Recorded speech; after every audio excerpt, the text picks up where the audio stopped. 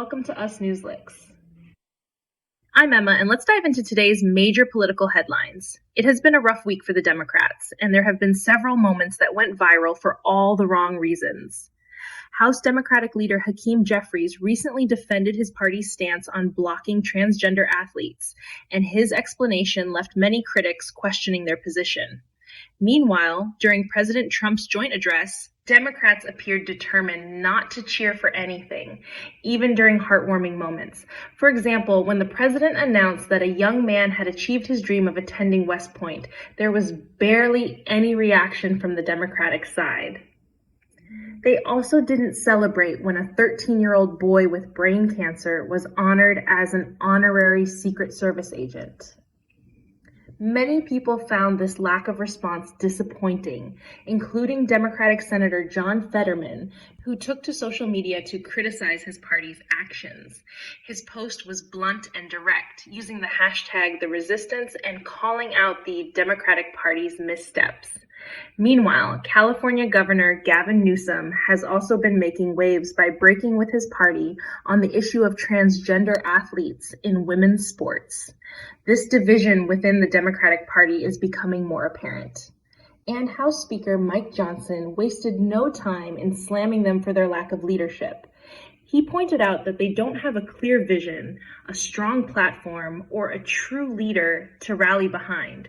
Instead, he said, they seem focused on opposing Trump and his America First agenda at any cost. Adding to the controversy, 10 Democrats joined Republicans in voting to censure Congressman Al Green for heckling President Trump during his address. One of those Democrats, a congressman from California, explained his decision, saying that the party should be focusing on holding Trump accountable for the economy rather than getting distracted by these unnecessary theatrics. He expressed frustration that the Democrats have turned the conversation away from issues like layoffs and the impact on veterans. Instead of pushing a strong platform, he feels they are engaging in embarrassing behavior that only hurts their credibility. Even fellow Democrats are noticing the problem. A California congressman shared that a flight attendant recently approached him at an airport, saying that while he is a Democrat, he was embarrassed by the party's behavior. He believed that no matter what, they should have stood for the boy with cancer, showing basic decency and humanity. When asked about this, the same congressman admitted that he chose to watch the address on television rather than be part of what he knew would be a poor display from his colleagues.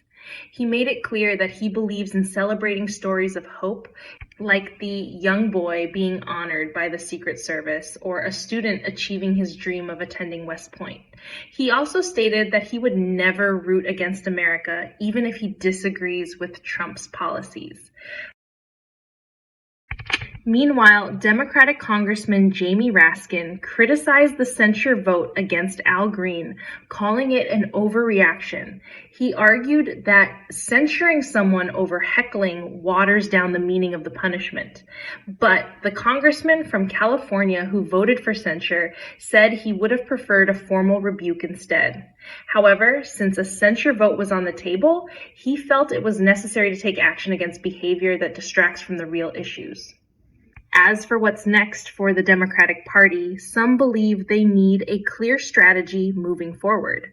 Governor Gavin Newsom, for example, recently launched a podcast and appears to be slightly shifting his stance on certain issues.